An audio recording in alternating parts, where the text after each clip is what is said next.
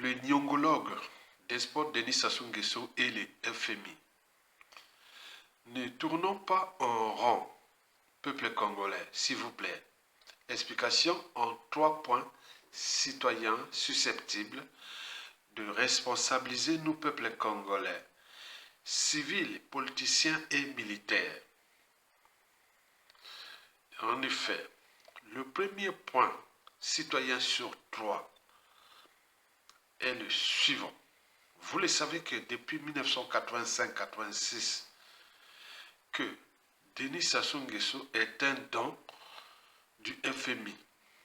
D'ailleurs, depuis le programme d'ajustement structurel, puis structurel renforcé des années 1985, tout le monde s'étonnait, puisque avant l'arrivée de Sassou Nguesso au pouvoir, c'est-à-dire sous Youlou, Massamba Deba, Marème Wabi et Yombi Opango, on n'avait pas de pétrole. On n'était pas au FMI. On n'avait pas de dettes. Les comptes de l'État étaient à l'équilibre. Dès lors que Sassou arrive au pouvoir, on était déjà maintenant au FMI et avec les dettes. Pendant ce temps, le pétrole coulait à flot. C'est le paradoxe.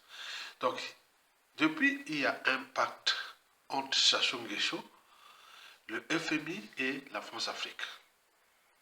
Ce pacte-là, les principaux bénéficiaires sont déjà Sassou Nguesso pour la conservation du pouvoir, parce qu'il est protégé par ces instances de gouvernance globale, dans le FMI, l'ONU, la France-Afrique et tout compagnie, à cause de ces pactes-là aussi.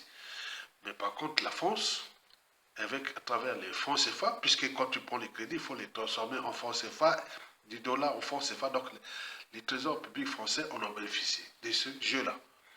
Et le FMI, c'est tout bénéf, parce que les crédits de FMI sur Sassou, c'est sans fin.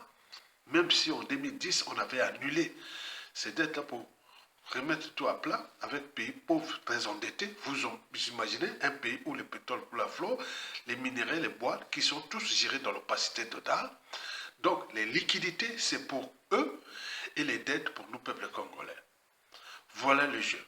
Et vous continuez à jouer aux experts et autres de ces pactes entre Sassou Nguesso et le FMI. Donc, vous voyez que du feu. Donc, on ne s'en sortira pas de ce pacte-là tant que Sassou sera encore au pouvoir.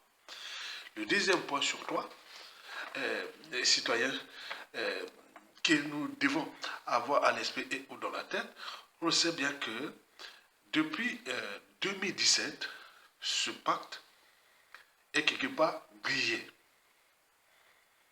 On avait déjà fait du bruit sur l'annulation de la dette du Congo en 2000 par le FMI en 2010 par Dominique Strauss-Kahn. On connaît ce nom-là. Maintenant, en 2017, avec l'arrivée de Donald Trump et de la nouvelle présidente du FMI, Madame Kristalina Georgieva, et en remplacement de la française Madame Christine Lagarde, et qui faisait le jeu de Sassou, la France-Afrique, bon, donc Sassou va être coincé.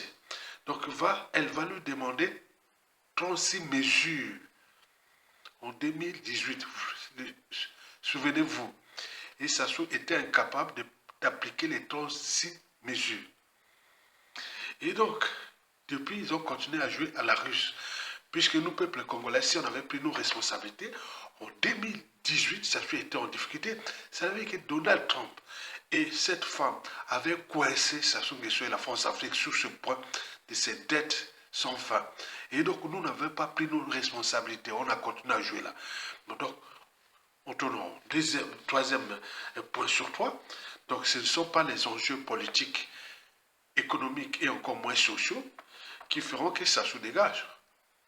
L'enjeu de Sassou dégage devient existentiel pour nous.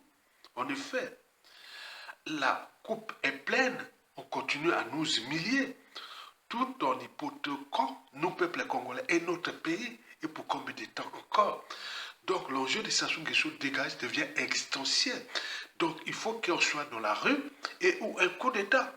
À défaut d'un acte isolé, sinon la faute n'a pas de chance.